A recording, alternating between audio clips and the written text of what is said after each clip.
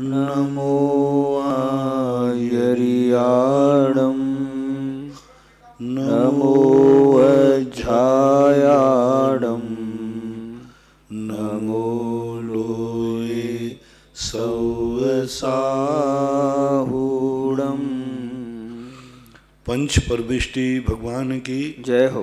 आचार्य श्री गुरुवर कुंद कुंद महाराज की जय हो। आचार्य श्री गुरुवर विद्यासागर महाराज की जय हो। परम पूज्य निर्यापक मुनि श्री 108 सुधा सागर जी महाराज की जय हो। अनंतपुरा सागर से वंदना जनन की जिज्ञासा है, मुनि श्री के चरणों में त्रिवार नमोस्तु। महाराज जी, मेरी जिज्ञासा है कि वेदना और संवेदना में क्या अंतर है, कृपया समाधान करें। ये शब्द होते हैं। वेदना दुख के अर्थ में आती है, वेदना स्वयं के अर्थ में आती है, संवेदना दूसरे के दुख से दुखी होता है। पहले वेदना हो रही तो वेदना अपने दुख पे दुखी होती है। प्रायः वेदना का प्रयोग अपने दुख के ऊपर किया जाता है, और संवेदना का जो प्रयोग है दूसरे के दुख से दुखी होना, ये संवेदना कहलाते हैं। अमरपाटन से रूपेश जनन की जिज्ञासा है, गुरुदेव के चरणों में नमोस्तु।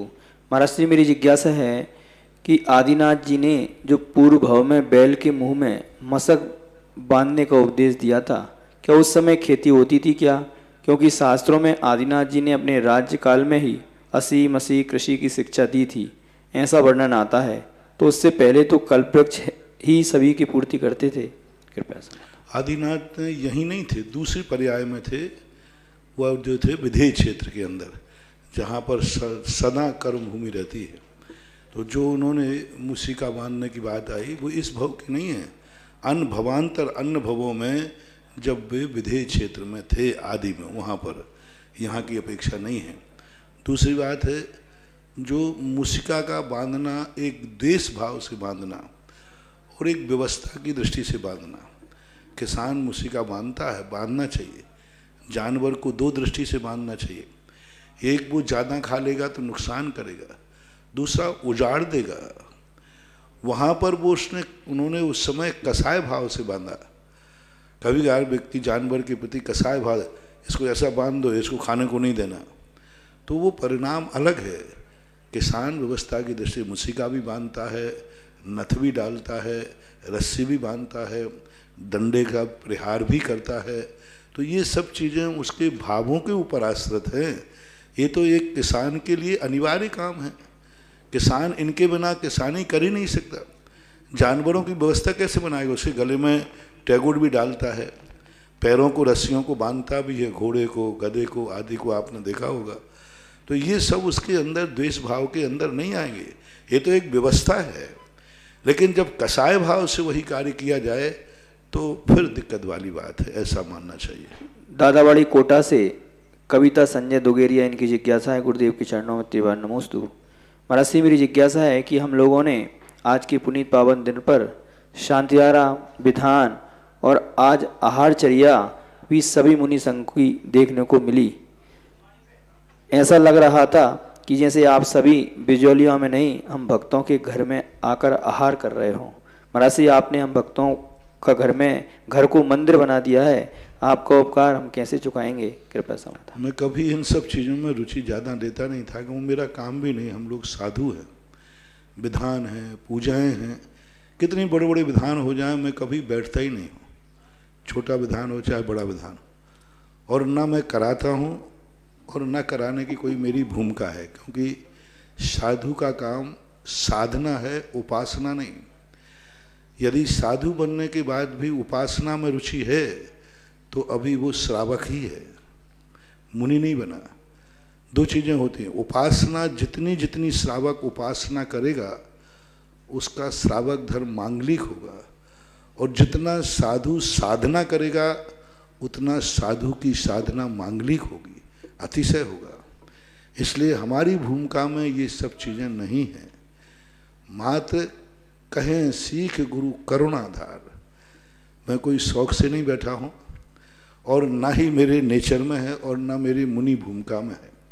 मात्र एक करुणा भाव आया, ये करुणा भाव आया कि देखो आज महीनों महीनों हो गए और वो जैनी जो कभी बिना दर्शन के, बिना पूजन के पानी नहीं पीते, आज कर्म की विडंबना ऐसी है कि वे महीनों से अपने आराध्य देव के बिना भोजन पानी करना पड़ रहा है, रहना पड़ रहा है।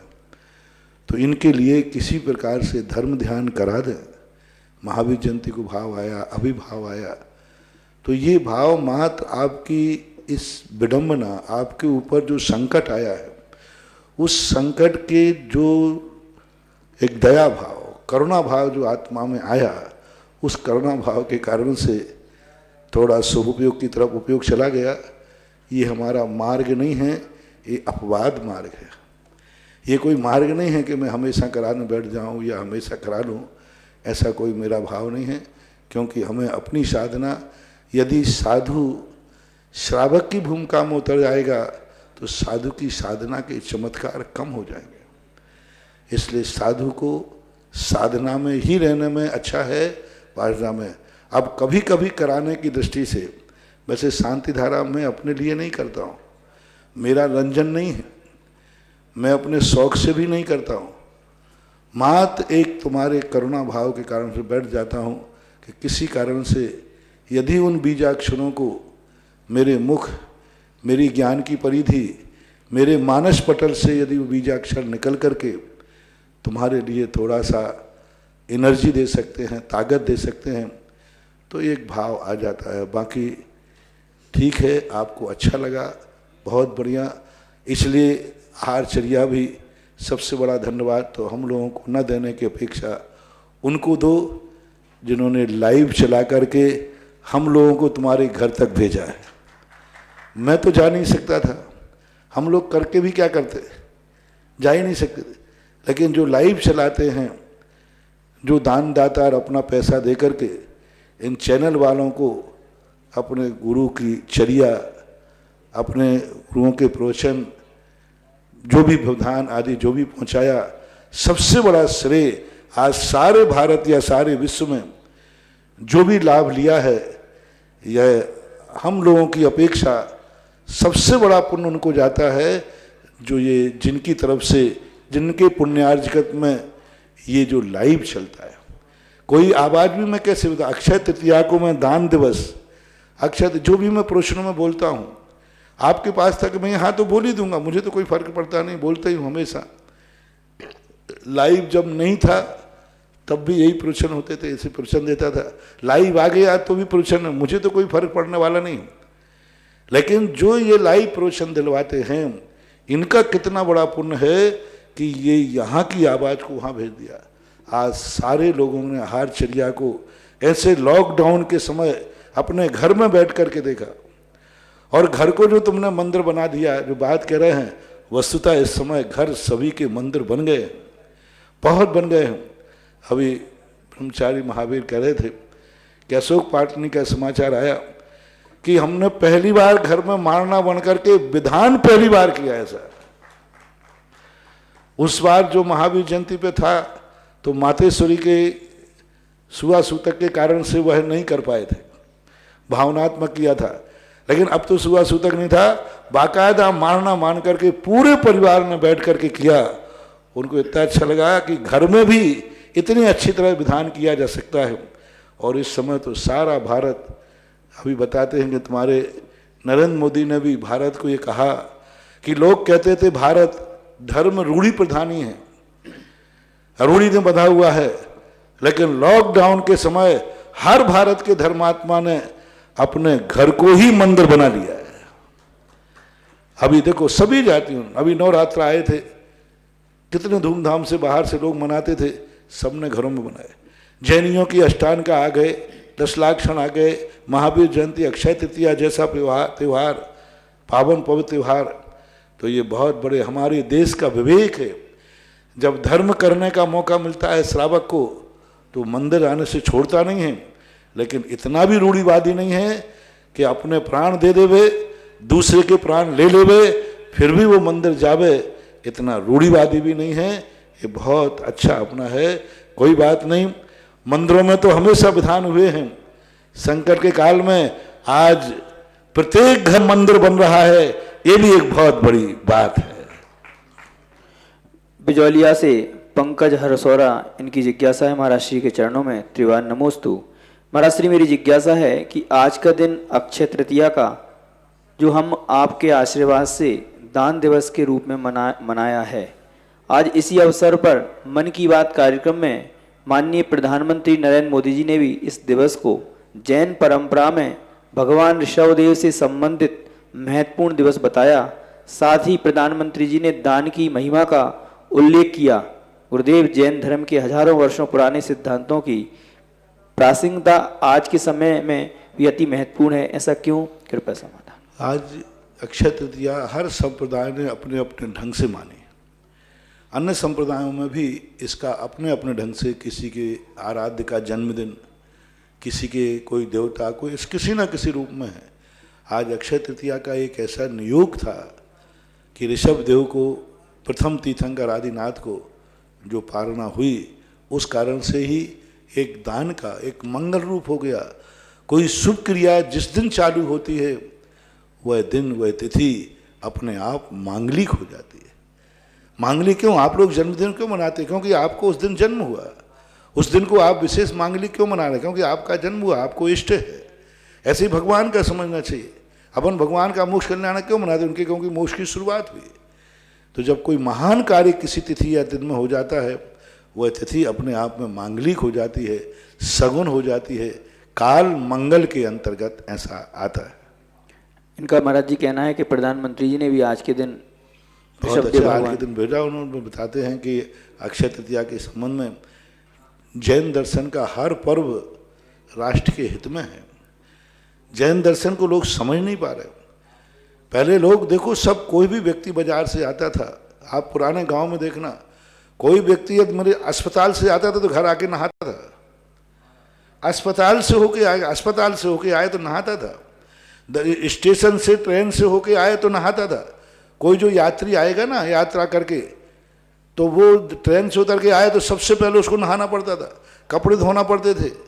तो ये सब हमारे धर्म में पहले थे। अब वो उसको धर्म की संज्ञा थी, इसलिए आप उसे रूढ़ी समझ रहे थे। अब वो रोग के रूप में आ गया तो वैज्ञानिक समझ रहे हैं।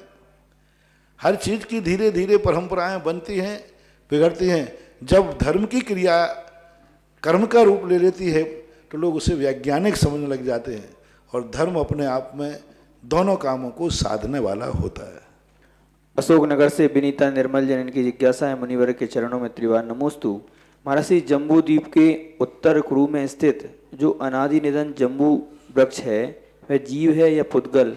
वह सदैव एक जैसा कैसे बना रहता है? कृपया समाधान। पृथ्वी काय है, जैसे अकृत्रिम विमान है, मेरू है, प्रतिमाएं हैं, ऐसे ही वो पृथ्वी का एक वृक्ष है।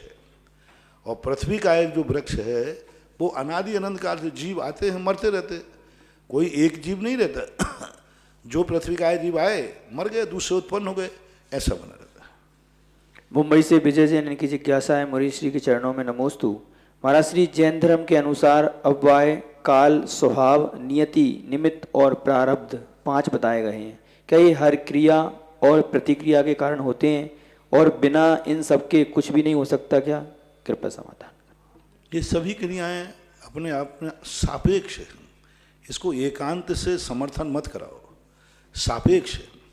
यदि वस्तु में वैसा स्वभाव नहीं होगा तो वो अपना परिणमन कैसे करेगा?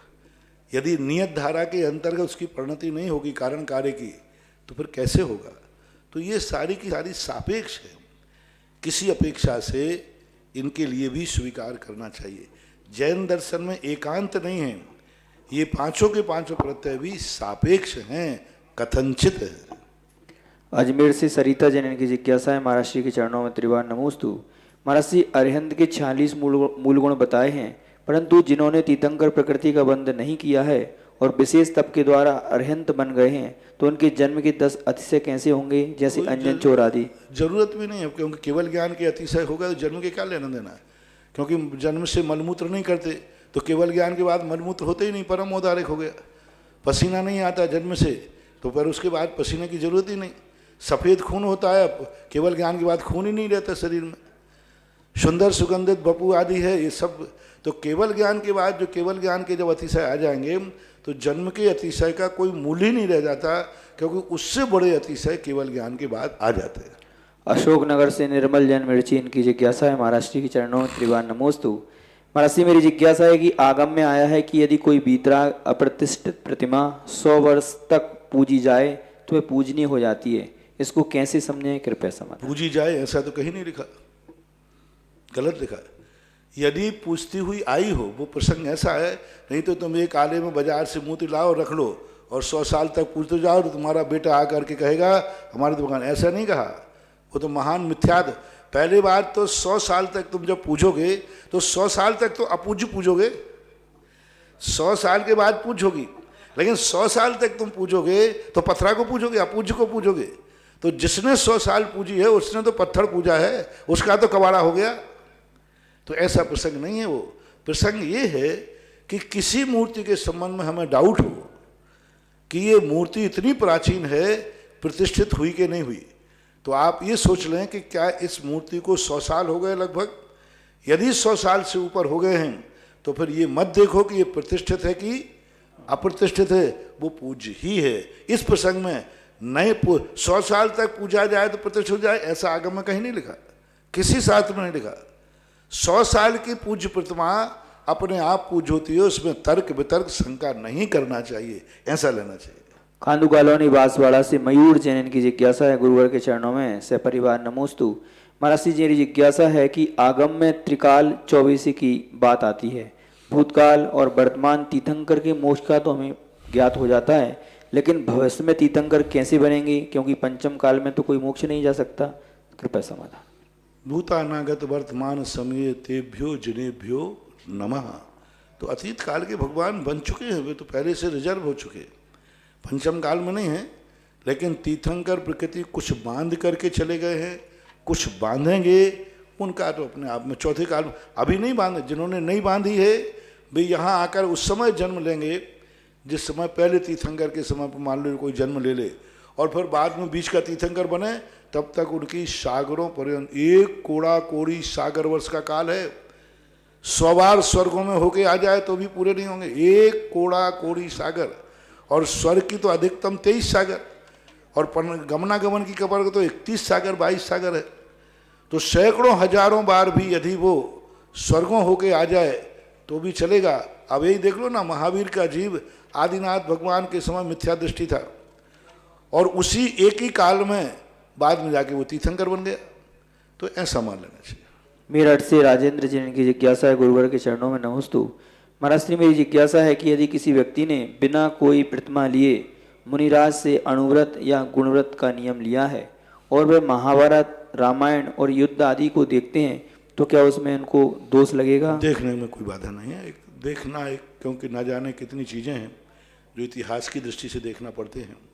इतिहास जानने के लिए देखने में कोई बाधा नहीं। अपने सम्यक दर्शन को सुरक्षित रखो, देखना बुरा नहीं है, देखने के बाद अपने परिणाम, अपने अंतरंग परिणाम यदि संभलते नहीं हैं तो नुकसान है। देवास से प्रीति शैलेंद्र जैन की जिज्ञासा है, गुरुवर के चरणों में नमोस्तु।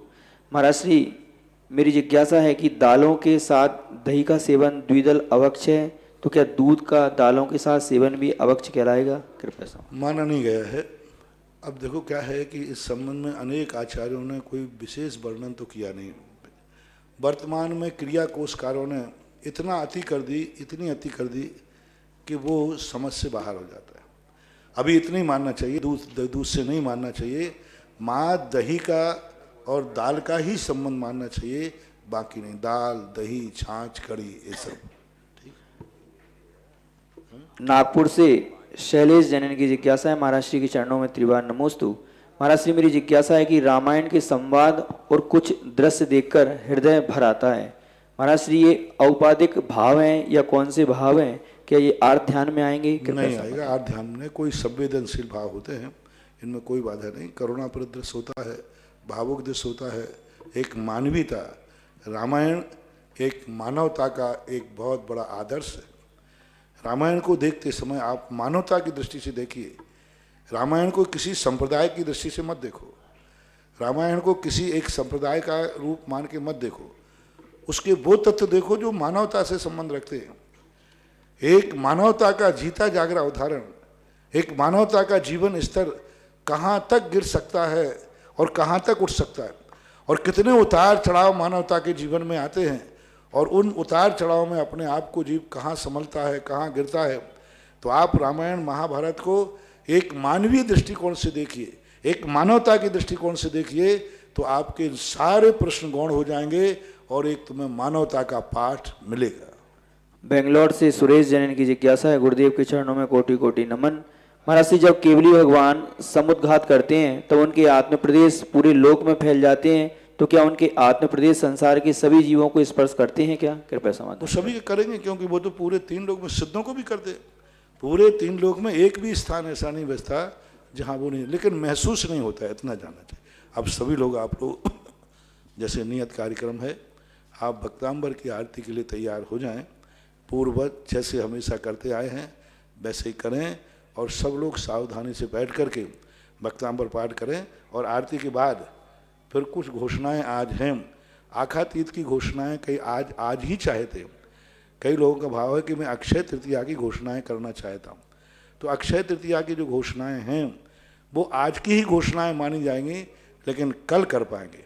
अभी टाइम रहेगा तो कर देंगे, आज है, लेकिन आपका पुण्य, आपका धर्म तो आज ही हो जाएगा, आपको कोई विकल्प में आने वाला नहीं है।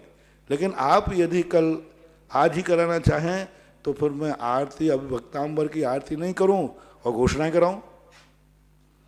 बोलो, आपकी घोषणाएं कराऊं या भक्तांबर की आरती करूं? आरती करूं, ठीक है। बंधुओं, जैसा कि महाराज श्री ने आशीर्वाद दिया है, जिन्होंने अक्षय तृतीया महापर्व के दिन दान प्रदान किया है, उनका दान अक्षय तृतीया पर ही कल घोषित कर दिया जाएगा। आप निश्चिंत रहिएगा। आपकी राशि कमेटी ने स्वीकार की है, आपने दान दिया, आपके दान की बहुत बहुत अनुमोदना करते हैं। एक बार सभी के सम्मान में जोरदार तालियां बजाते हैं। आज ऑनलाइन आरती भी हमारे पास आई है, पेरूमल मनोज कुमार जैन, दिल्ली कैलाश नगर, उनके सम्मान में आप ताली बजाएंगे। और आज दूसरा आहार दान का जिन्हें सौभाग्य मिला था, ऐसे पटवारी परिवार भी तैयार रहेंगे। परम पूज्य महाराज श्री के मुखारबिंद से होगा ये समस्त कार्यक्रम। ओम ओम। चले,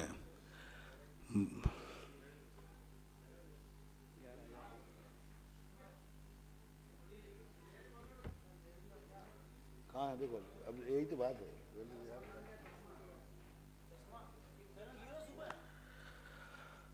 भक्तांबरप्रणत मौलमणिप्रभाणा मुद्योतकं दलित पापतमो वितानम सम्यक् प्रणम्य जिनपाद युगं युगादा वालं वनं भवजले पततां जनानां। ओम ह्रीं ह्रम अवधज्ञान बुद्धिरिद्धे अवध ज्ञान बुद्धिरिद्धि प्राप्तेभ्यो नमो। दीप प्रज्वलनम करोमि संस्तुताः सकल वाङ्मय तत्त्वबोधा दुद्भूत बुद्धि पटुभिसुर लोकनाथै स्तोत्रै जगत्रितय चेत हरैरुदारै स्तुष्ये किलाहमपि तं प्रथमं जिनेन्द्रम्। ओम ह्रीं ह्रम मन पर्याय ज्ञान बुद्धिरिद्धि मन पर्याय ज्ञान बुद्धिरिद्धि प्राप्तेभ्यो नमो। दीप प्रज्वलनम करोमि बुद्ध्या विनापि विवधार्जते पादपीठो स्तुतुं समुद्यत मतिर्विगतत्र पोहम बालं विहाय जल संसतमिन्दुबिम्बो मन्याकैक्षति जनः सहसा गृहीतुम्।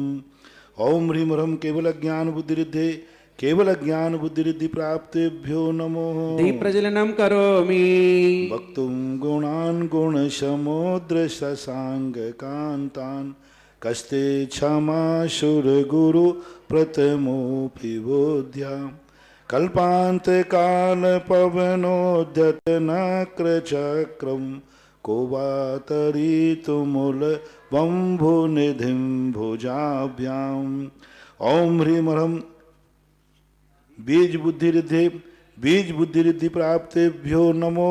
दीप प्रज्वलनम करोमि सोहम तथापि तव भक्ति वशान् मुनीश कर्तुं स्तवं विगतशक्तिरपि प्रवर्त्य प्रीत्यात्मवीर्यमभिचार्य मृगेन्द्रं नाभेति किं निजशिशु परिपालनार्थम्।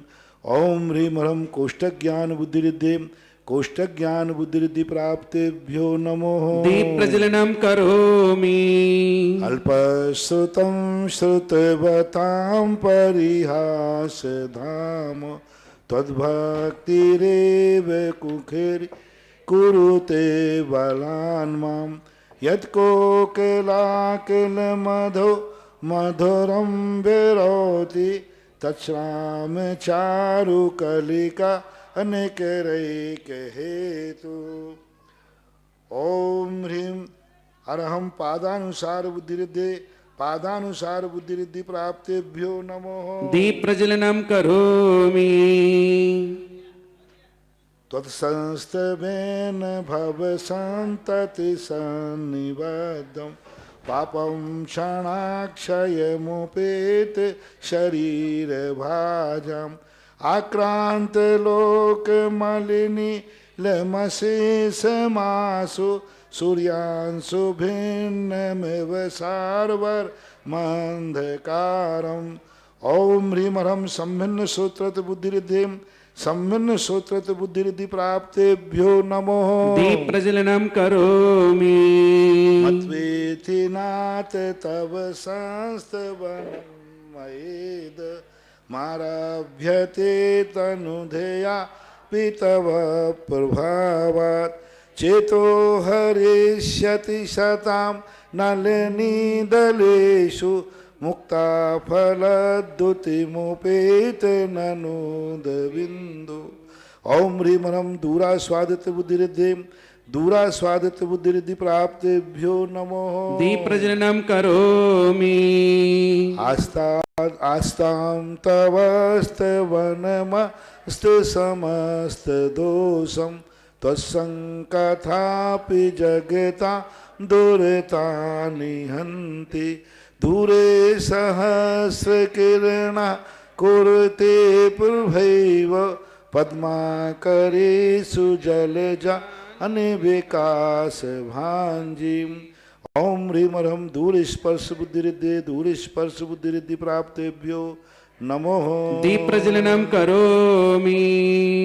नात्यद्भुतं भुवन भूषण भूतनाथ भूतैर्गुणैर्भुवि भवन्तमभीष्टुवन्त तुल्या भवन्ति भवतो ननु तेन किं वा भूत्याश्रितं येनात्मसमं करोति। ओम ह्रीं ह्रं दूरघ्राणत्व बुद्धिरिद्धि प्राप्तेभ्यो नमो। दीप प्रज्वलनम करोमि। दृष्ट्वा भवन्तमनिमेष विलोकनीयं नान्यत्र तोषमुपयाति जनस्य चक्षु पीत्वा पयाशशिखरद्युतिदुग्धसिन्धो क्षारं जलं जलनिधे रसितुं कैक्षेत्। ओम ह्रीं ह्रं दूरश्रवणत्व बुद्धिरिद्धि प्राप्तेभ्यो नमो। दीप प्रज्वलनम करोमि।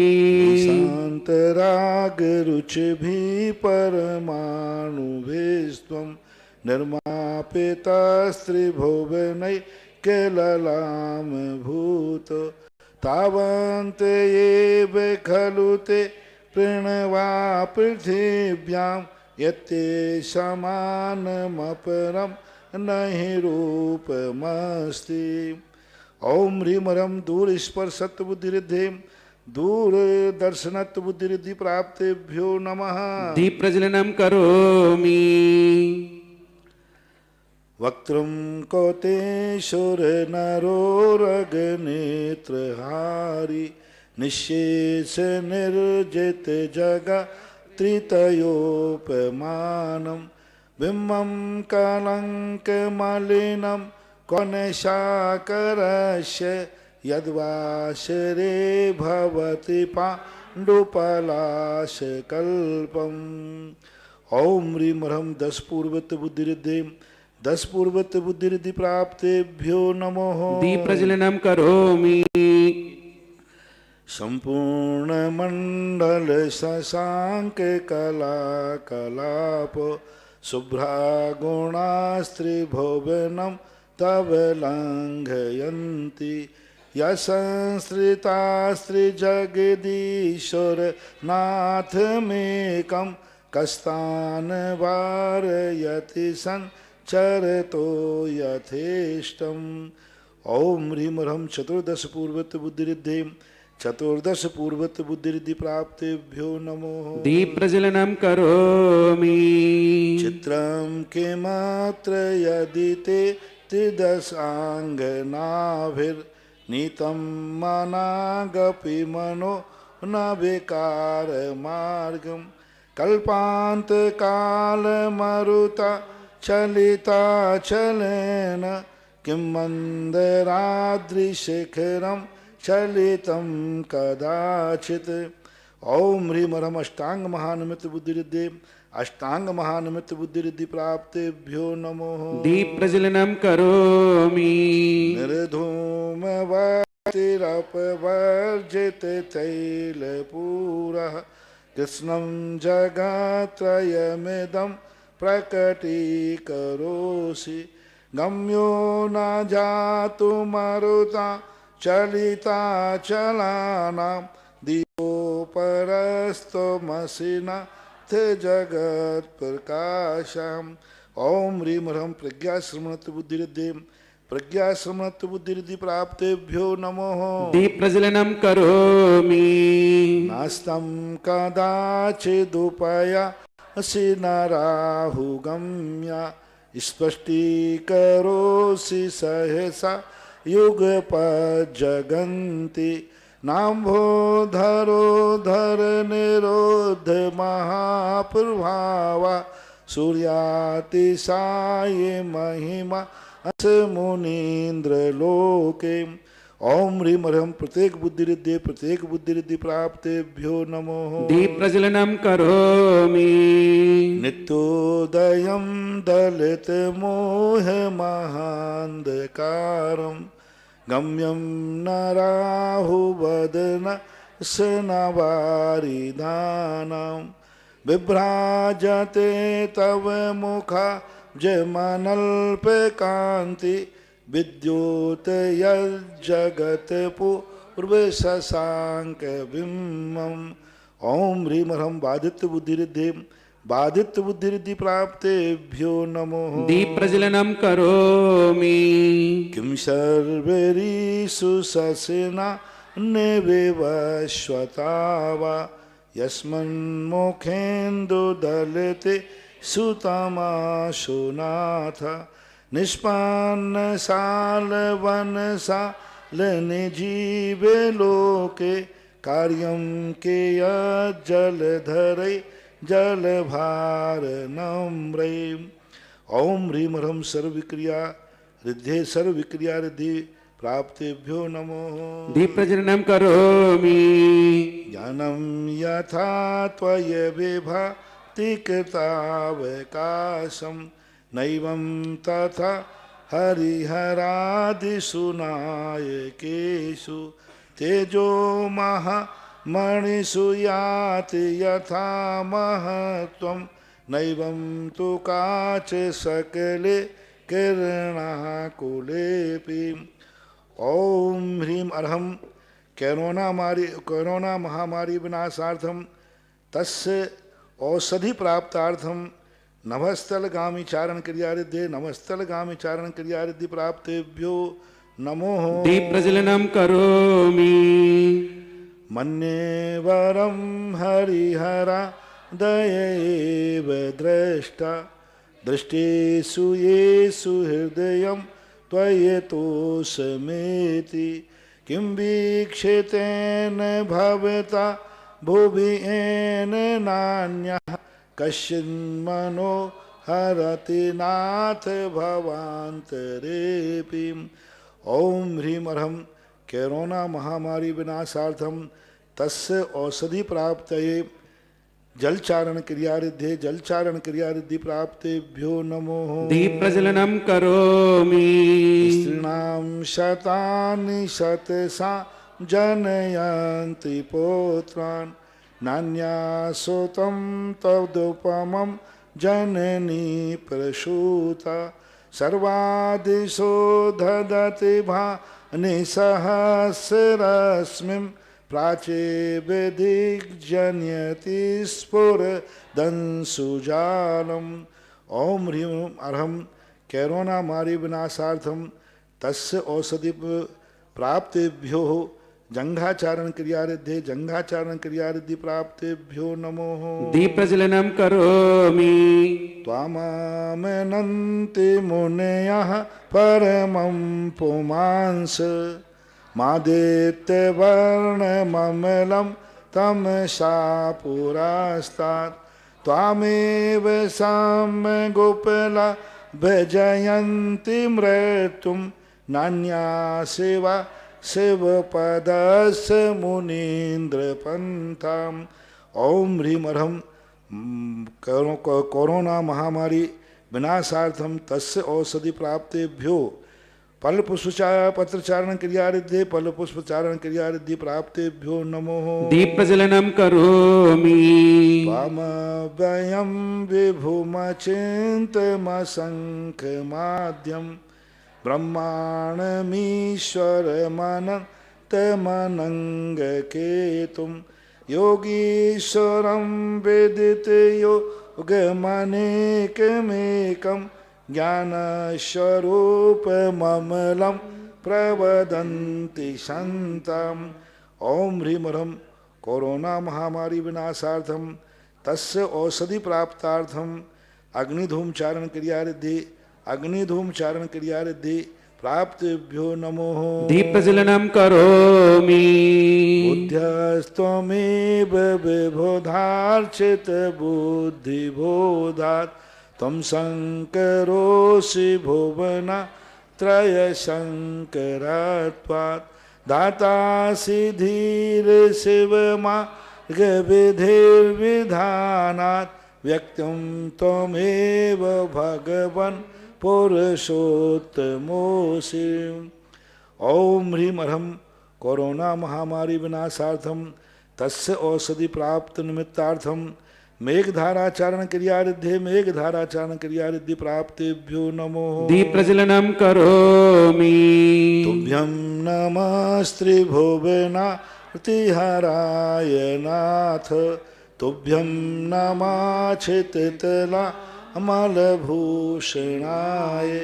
तुभ्यं नमस्त्रिजगता परमेश्वराय तुभ्यं नमो जिन भवो दधिशोषणाय। ओम ह्रीं अर्हं ओम ह्रीं कोरोना महामारी विनाशार्थम तस्य औषधि प्राप्तार्थम निमित्तार्थम तंतुचारण क्रियारिद्धे तंतुचारण क्रियारिद्धि प्राप्तेभ्यो नमो। दीप प्रज्वलनम करोमि। को बेस्मयोत्र यदिना हम गुणैरशेषै त्वं संसृतो निर्वकाशतया मुनीश दोषैरूपा ते विबुधाश्रय जात गर्भै स्वप्नान्तरेऽपि न कदा चिदपेक्षितोऽसि। ओम ह्रीं अर्हं कोरोना महामारी विनाशार्थम तस्य औषधि प्राप्तेभ्यो ज्योतिचारण क्रियारिद्धे ज्योतिचारण क्रियारिद्धि प्राप्तेभ्यो नमो। दीप प्रज्वलनम करोमि। उच्चैरशोक तरु संसत मोन्मयूख मा भाति रूपममलं भवतो नितान्तम् स्पष्टोल्लसत्किरणमस्ततमो वितानं बिम्बं रवेर्वपयो उधर पार्श्ववर्ती। ओम ह्रीं कोरोना महामारी विनाशार्थम तस्य औषधि प्राप्तेभ्यो मरोच्चारण क्रिया रिद्धि प्राप्तेभ्यो नमो। दीप्रज्वलनम करोमि। सिंहासने मणिमयूख शिखा विचित्रे बिभ्राजते तव वपु कनकावदातं बिम्बं वियद्विलसदंसुलताभिताना तुंगोदयाद्रिशिरसि इव सहस्ररश्मिं। ओम ह्रीं ह्रीं कोरोना महामारी विनाशार्थम तस्य औषधि प्राप्तेभ्यो सर्वतपहरिद्धि प्राप्तेभ्यो नमो। दीप्रज्वलनम करोमि। दावदात छल चामर चारु शोभम विभ्राजते तव वपु कलधौत कांतम उद्दच्छ सांक शुचि निर्झर वारिधार मुच्चैस्थितं शूरगिरे रेवशात कौंभम। ओम ह्रीं अर्हं कोरोना महामारी विनाशार्थम तस्य औषधि प्राप्तेभ्यो अघोर ब्रह्मचार्य तपारिद्धि प्राप्तेभ्यो नमो। दीप्रज्वलनम करोमि। छत्रत्रयं तव विभाति शशांक कांत मुच्छे स्थितं स्थगित भानुकर प्रतापम मुक्ताफल प्रकरजाल विभ्रद्ध शोभम प्रख्यापयात्रि जगता परमेश्वरत्वं। ओम ह्रीं अर्हं कोरोना महामारी विनाशार्थम तस्य औषधि प्राप्तेभ्यो मनोबल रिद्धि प्राप्तेभ्यो नमो। दीप्रज्वलनम करोमि। गंभीरतार रवपुरित दिग्विभागस् त्रैलोक लोक शुभ संगम भूति दक्षा सद्धर्म राज जय घोषण घोषकासन के दुंद विर्धुनति ते यश सहा प्रवादी। ओम ह्रीं ह्रीं कोरोना महामारी विनाशार्थम तस्य औषधि प्राप्त्यार्थम वचन वर रिद्धि प्राप्तेभ्यो नमो। दीप्रज्वलनम करोमि। मंदार सुंदर नमे हिरुसुपारी जात संतान कादि कुसुमो कर वृष्टिरोद्घा गंधोद बिंदु शुभ मंदमरोत्पाता दिव्या देवाः पतति ते वचसां ततिर्वा।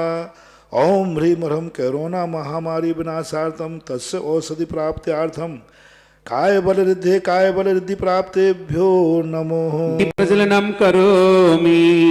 शुंभत् फिर्वावलय भूरि विभावे भोस्ते लोकात्रये धुतिमतां धुतिमाक्षेपन्ति प्रोद्यद्देवाकर निरान्तर भूरि संख्या दीप्त्या जगत्यपि निशामपि सौम्यम्।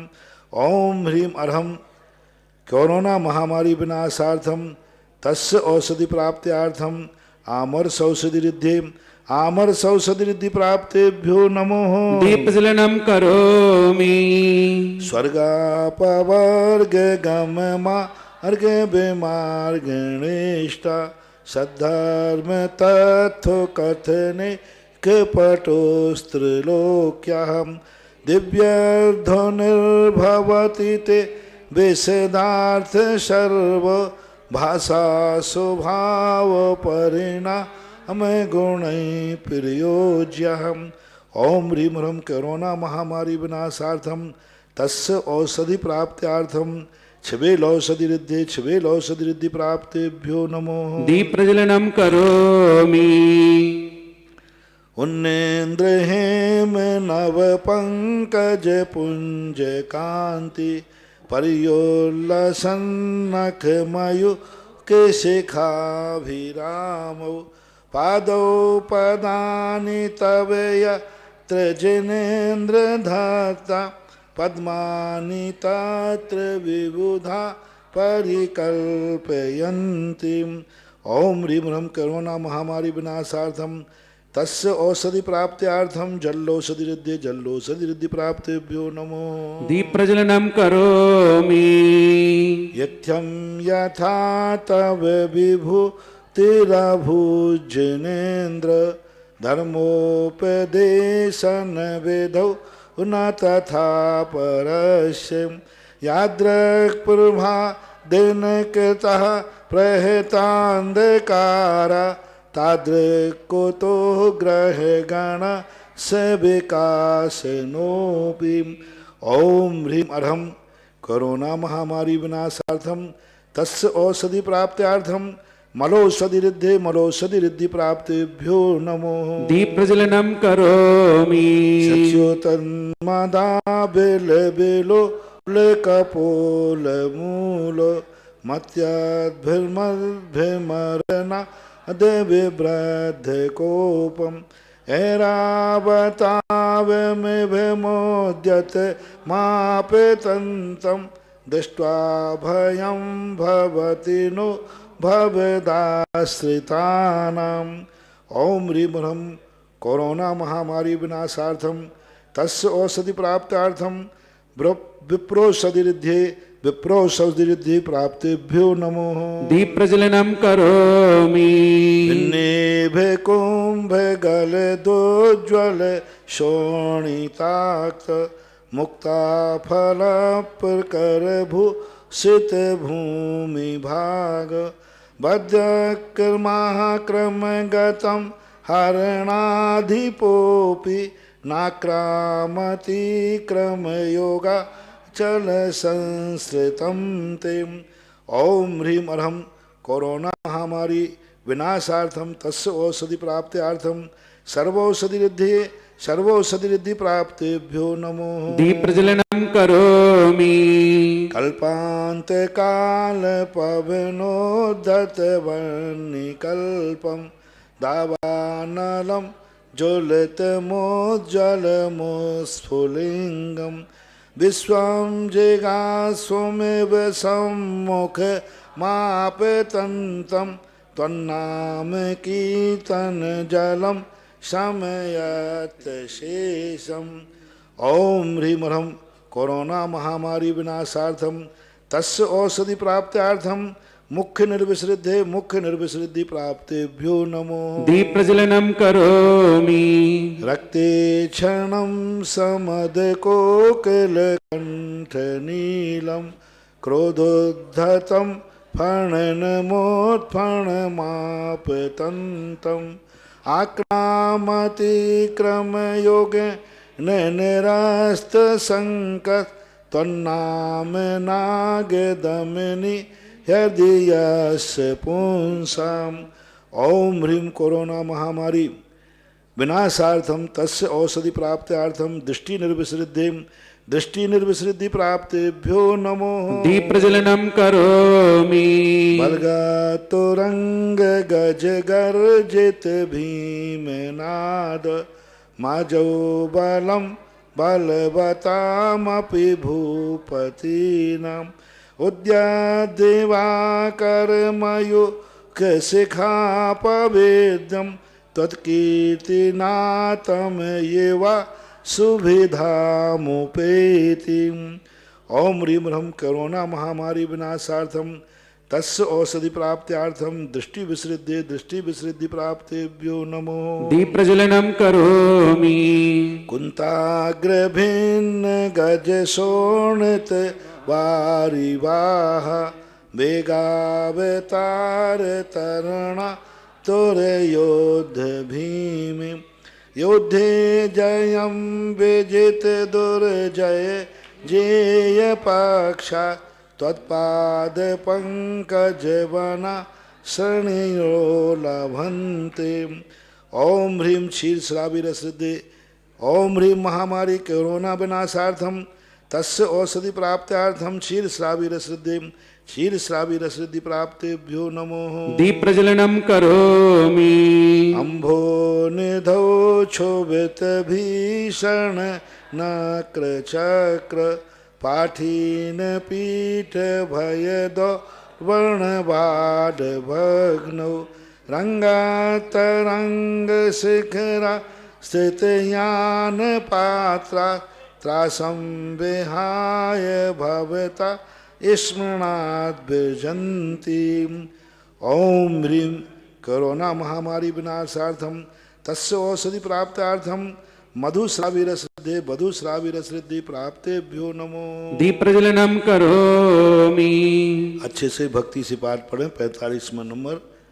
उद्भूत भीषण जलो उदर भार भोगना सोच्याम दशा मोपगताच्युत जीवतासम त्वत्पाद पंकज रजो मृत दिग्धे देहा मृत्या भवन्ति मक अध्वज तुल्य रूपम।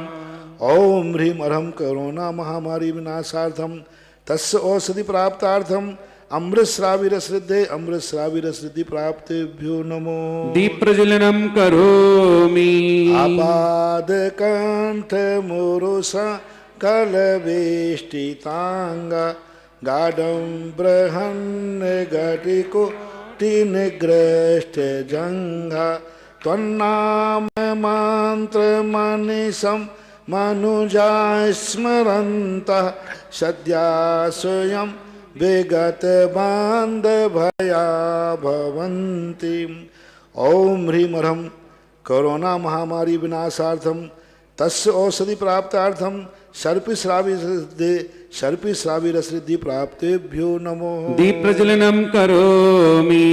मद्योपेन्द्र मृगराज दवान लाहि संग्राम वारिद महो दरवंदनोत्थम तस्यासुनाशमुपे याति भयं भीयो स्तावकं स्तवमिमं मतिमान धीतिम। ओम ह्रीं कोरोना महामारी विनाशार्थम तस्य औषधि प्राप्त्यार्थम अक्षीण महानसृद्धि प्राप्तेभ्यो नमो। दीप प्रज्वलनम करोमि। स्त्रोत्सजं तव जेने द्विगुणै निर्बद्धां भक्त्या माया विविध वर्ण विचित्र पुष्पं दत्ते जनो यह ठगतामजस्रं तं मान तुंगमवसा समुपेत लक्ष्मीं। ओम ह्रीं कोरोना महामारी विनाशार्थम तस्य औषधि प्राप्त्यार्थम अक्षीण महालरिद्धि प्राप्तेभ्यो नमो। दीप प्रज्वलनम करोमि। आरती करें। श्री भक्तांबर जी का पाठ करो नित्य प्रातः भक्ति मन लाई सब संकट जाए नसाई। जो ज्ञानी मान मत वारे थे मुनि मान तुंग से हारे थे उन चतुराई से नृपति लिया वह खाई सब संकट जाए नसाई। श्री भक्तांबर जी का पाठ करो नित्य प्रातः भक्ति मन लाई सब संकट जाए नसाई। मुनि जी को नृपति बुलाया था सैनिक जा हुक्म सुनाया था मुनि भी तेराग को आज्ञा नहीं सुहाई सब संकट जाए नसाई। श्री भक्तांबर जी का पाठ करो नित्य प्रातः भक्ति मन लाई सब संकट जाए नसाई। उपसर्गी घोर तवे आया था बलपूर्वक पकड़ मंगाया था हथकड़ी बेड़ियों चेतन दिया बंधाई सब संकट जाए नसाई। श्री कारागृह भिजवाए थे, 48 ताले लगवाए थे। क्रोधित नप बारे पैरा दिया बिठाई, सब संकट जाए नसाई। मुनि शांत भाव अपनाया था, श्री आदिनाथ जी को ध्याया था। मुनि शांति भावे अपनाया था, श्री आदिनाथ जी को ध्याया था। हो ध्यान मगन भक्तांबर दिया बनाई, सब संकट जाए नसाई। सब बंधन टूट गए मुनि के, ताले सब स्वयं खुले उनके। कारागृह से या बाहर दिए दिखाई, सब संकट जाए नसाई। राजानत होकर आया था, अपराध क्षमा करवाया था। मुनि के चरणों में अनुपम भक्ति दिलाई, सब संकट जाए नसाई। जो पाठ भक्ति से करता है, नित ऋषभ चरण चित धरता है। जो रिद्धि मंत्र का विधिवत जाप कराई, सब संकट जाए नसाई। विघ्न उपद्रव टलते हैं, विपदा के दिवस बदलते हैं। सब मन वांछित हो पूर्ण शांति छा जाई, सब संकट जाए नसाई। जो वीतराग आराधन है, आत्म उन्नति का साधन है। से प्राणी का बंधन कट जाई, सब संकट जाए नसाई। कौशल भक्ति को पहचानो, संसार दृष्टि बंधन जानो। लो भक्तामर से आत्म ज्योति प्रगटाई, सब संकट जाए नसाई। श्री भक्तावर्ज का पाठ करो, दिन रात भक्ति मन लाई, सब संकट जाए नसाई। जब पार्श प्रभु यहाँ आए थे, रेवा तट ध्यान लगाए थे, तब कमट ने आकर यहाँ शिला बरसाई, सब संकट जाए नसाई। रेवा नदी में जो शिला पड़ी, वो दुष्ट कमठ ने फेंकी थी। शिलालेख में ये सब बात बताई, सब संकट जाए नसाई। धर्मेंद्र नाग यहाँ आया था, फण ऊपर प्रभु को धारा था। प्रभु पार्श्व के ऊपर व्रते फड़ा फैलाई, सब संकट जाए नसाई। फिर प्रभु को केवल ज्ञान हुआ, धनपति ने समव शरण रचा। तब पार्श्व प्रभु की प्रथम देश ना पाई, सब संकट जाए नसाई। काशी नगरी में जन्म लिया, सम्मेद शिखर से मोक्ष हुआ। तुम नाम जपत ही दुख दूर हो जाई, सब संकट जाए नसाई। मामा के ध्रुव तारे हो, श्री अश्वसेन के प्यारे हो। उपसर्गों में भी दृढ़ता नहीं डिगाई, सब संकट जाए नसाई। इस तीरथ पर जो आते हैं, अभिषेक प्रभु का करते हैं। भक्ति के द्वारा अतुल संपदा पाई, सब संकट जाए नसाई। मुनि सुधा सागर यहाँ आए थे, यहाँ पार्श्व प्रभु पधराए थे। मुनि सुधा सागर जी आए थे, यहाँ पार्श्व प्रभु पधराए थे। तब नाम तपो दे दिया जगत हर साई, सब संकट जाए नसाई। गुरु सुधा सागर गुण गाते हैं, जब जब ध्यान यहाँ वो लगाते हैं। गुरु सुधा सगर गुण गाते हैं, जब ध्यान यहाँ वो लगाते हैं। अतिशय की महिमा जग को है बतलाई, सब संकट जाए नसाई। यह आरती संकट हरती है, इच्छा को पूर्ण करती है। गुरु सुधा सिंधु ने ऐसी महिमा गाई, सब संकट जाए नसाई। रोगों से पीड़ित आते हैं और अपनी व्यथा सुनाते हैं। भक्तामर करते विपद दूर हो जाई, सब संकट जाए नसाई। तीर्थ तपोदय के बाबा हो, तुम चमत्कार दिखलाते हो।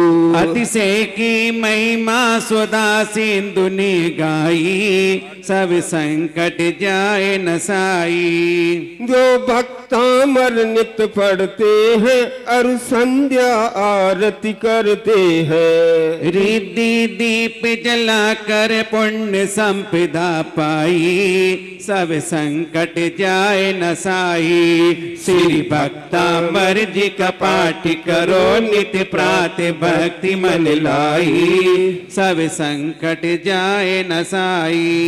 श्री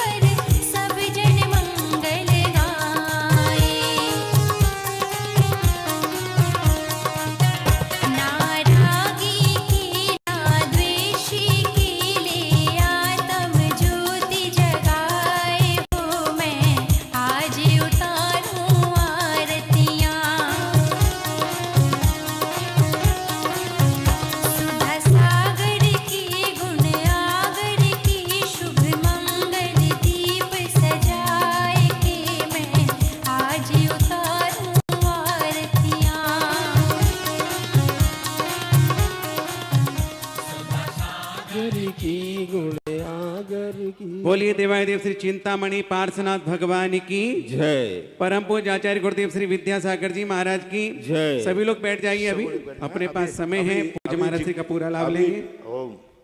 जिज्ञासा का अभी समान समय है तो बैठे हैं। अपन बीच में कर लिया था क्योंकि टाइम के साथ 20 मिनट है, 10 मिनट, 11 मिनट चलें जब तक जिज्ञासा करें। जिज्ञासा करो या घोषणा करो?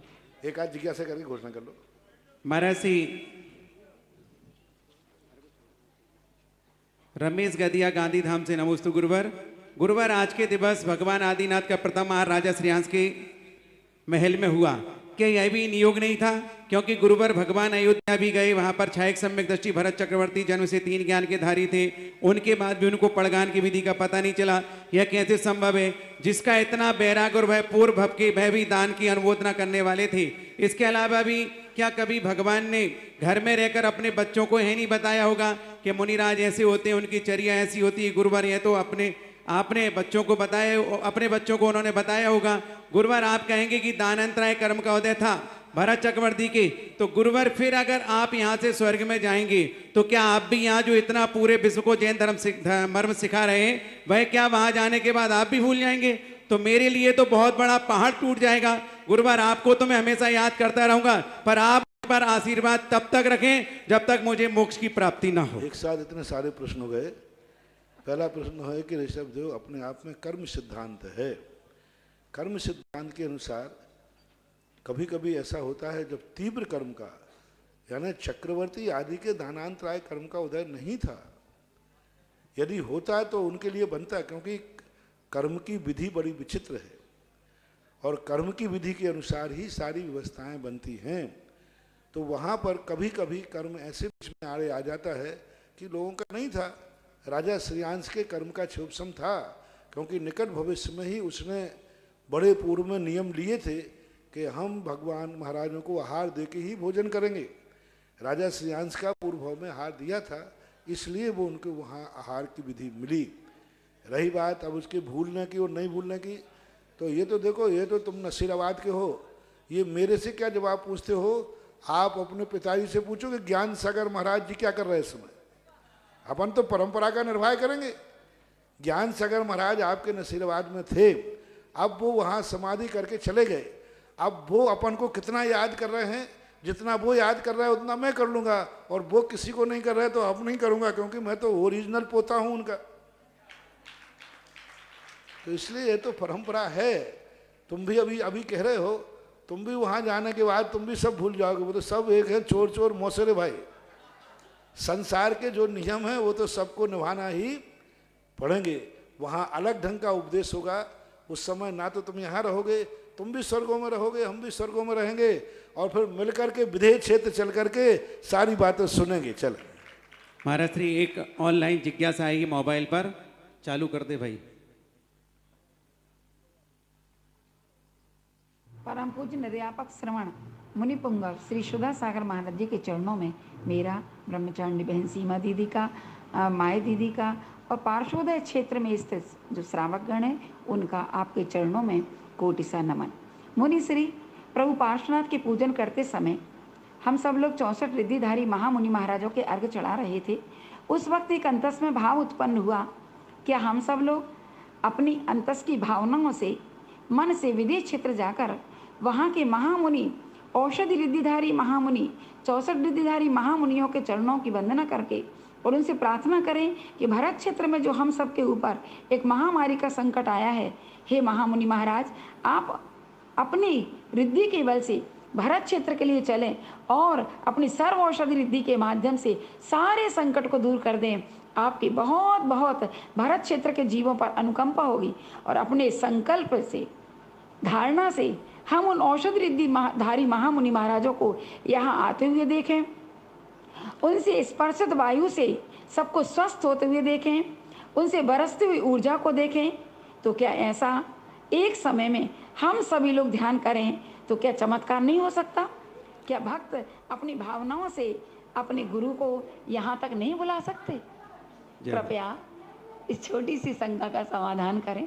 भावना होती है, भावना के साथ साथ पहली बात तो आज इनकी भावनाओं में इतनी दम नहीं है। भावना स्वार्थमय होती है। भक्तांबर पाठ में आया, उन्हीं के लिए काम करती हैं ये भावनाएं जो निरंतर उनके प्रति एक भावना, निरंतर अनिमेष निरंतर रूप जो करते हैं। अकेले मास संकट आने पर हम उनको पुकारते हैं या भगवान के प्रति विशुद्धि रखते हैं तो वो विशुद्धि भाव नहीं आ पाता। आज वर्तमान में चूंकि भावनाएं धर्म के प्रति समर्पित नहीं हैं, मुनि महाराज के प्रति समर्पित नहीं है, अभी तो यही समर्पण नहीं है कि मुनियों को ऐसी रिद्धि होती भी है कि नहीं होती, अभी अंतरंग से उस विशुद्धि के साथ लोग स्वीकार करने को तैयार नहीं होंगे और उतनी विशुद्धि नहीं है। दूसरी बात कि उनको बुला सके। तीसरी बात है कि अपन लोगों के सारी दुनिया के पुण्य कर्म का उदय होगा तभी महाराज का ऐसा भाव होगा, अन्यथा पंचम काल में यदि ऐसी युद्धि बन जाती तो कोई केवली भगवान ही विहार करके आ जाते ना। पंचम काल में जन्म है कि रिद्धिधारी मुनिराज का दर्शन नहीं होगा और रिद्धिधारी मुनिराज यहाँ नहीं आएंगे और केवली भगवान नहीं आएंगे, ये आगम का पहले ही कथन हो गया।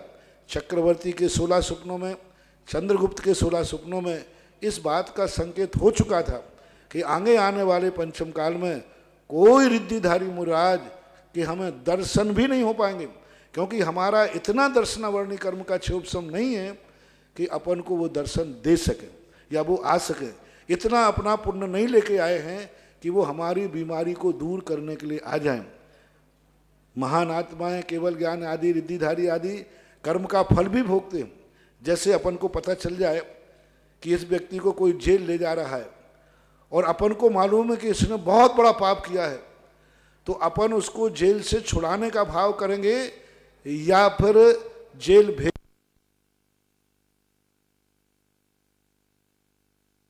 मालूम है कि इसने अपराध किया है, अब पुलिस पकड़ के ले जा रही है, तो तीन व्यक्ति हैं, तीन विचार हैं, उनमें से आप लोग कौन सा विचार करेंगे? पहला विचार उसको छुड़वा दिया जाए, दूसरा विचार उसको जेल होना चाहिए, तीसरा विचार तटस्थ हो जाओ। तो इनमें से तीन में से कौन सा विचार सबसे ज्यादा होगा? बोल भाई,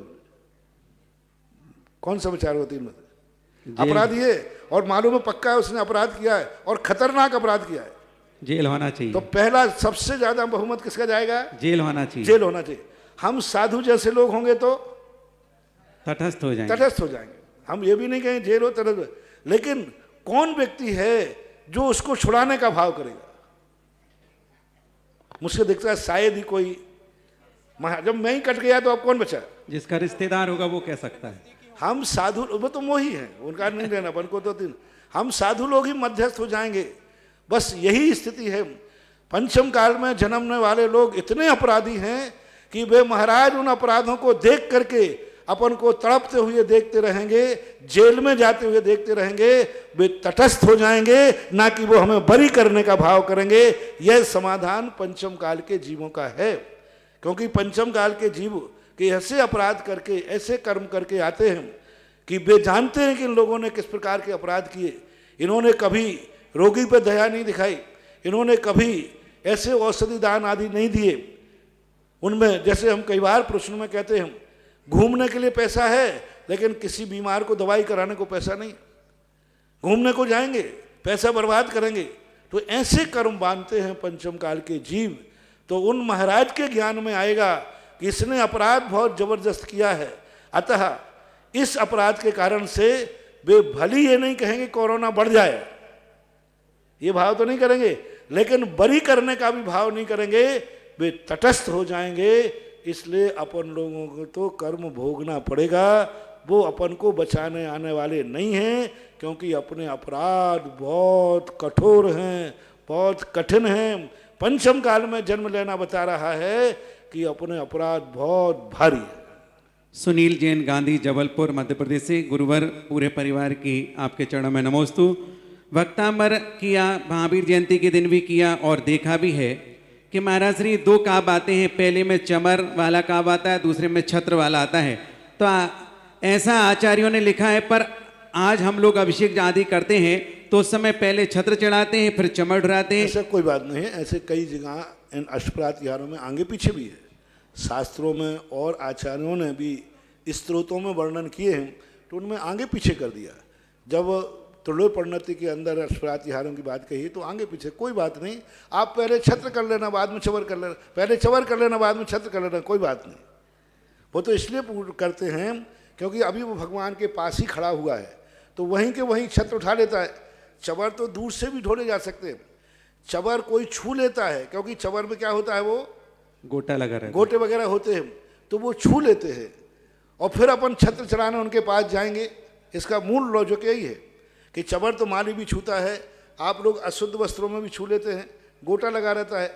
अब वो पहले ले लेंगे और फिर छत्र लेकर उनके पास में जाएंगे, तो अशुद्ध। इसलिए कहा कि छत्र अशुद्ध नहीं होता है, पहले छत्र चढ़ा लो फिर चवर कर लेंगे। इसका मूल रीजन ये है, शुद्धि का ध्यान रखा गया है, बाकी और कोई कारण नहीं, कोई दोष भी नहीं है। बंधु, बहुत सारे भक्तों ने आज अक्षय तृतीया के दिन बहुत सारी घोषणाएं की, अपना तन भी लगाया, मन भी लगाया और धन भी दान में दिया है। ऐसे 1,11,000 रुपए की राशि डॉक्टर राजेंद्र कुमार, सुशीला जैन, अर्नव, आनवी, रत्नेश, रीना, जितेंद्र लश्करी, गुणमाला लश्करी, महावीर जैन, रीति जैन, होशंगाबाद, मध्य प्रदेश। इन्होंने आज शादी की वर्षगांठ के उपलक्ष्य में तीर्थ रक्षक बनने का योगदान दिया है। जोरदार तालियों के साथ अनुमोदन करेंगे। राजेश कुमार, सुषमा, विकास, ऋतु, सौरभ, मिलन, सरल, सुभाष, प्रीति, डिप्टी, अतुल, सोनिका, अराहुल, अनुरिया, सुबीकृति, आगमबाणी, समस्त भाईजी परिवार, सिरसागंज, उत्तर प्रदेश। इन्होंने भी 1,11,000 रुपए की राशि प्रदान करके तीर्थ रक्षक बनने का सौभाग्य किया है। 1,11,000 के एक तीर्थ रक्षक बड़े मंदिर के छत्र पुण्यार्जक परिवार डॉक्टर कमलेश, डॉक्टर निर्मला योशी, भावना, आशीष, कियान, दीपाली, अनुराग जैन सफदरगंज जिदली वालों ने भी ये पुण्यार्जन किया है। सुभाष चंद्र, प्रीति, नीरज, अंकुर, सुमित, वर्षा, प्रभास, शारदा, विनोद, मधु, सुनील कुमार, नीलम, राजेश कुमार, सुषमा, सरल, वीर कुमार, शशि, मिलन जैन समस्त परिवार नई दिल्ली वालों ने भी 1,11,000 प्रदान करके तीर्थ रक्षक प्रदान बनने की घोषणा की है। वैभव, मनोहर, बिमला, मीनल, धर्मेश, राजेश जैन, सूरत, गुजरात, इन्होंने 1,11,000 आज कैश जमा करके तीर्थ रक्षक बनने की अपनी घोषणा कराई है। 1,11,000 रुपए की राशि तीर्थ रक्षक नरेश जी, पूनम, सजल, निक्की, निखिल, सानू, परिधि, करुणी, जिनके गर्भ सेतु रक्षार्थ की भावना, उन्होंने हजारीबाग झारखंड से तीर्थ रक्षक बनने की भावना व्यक्त की है। 10 ग्राम सोना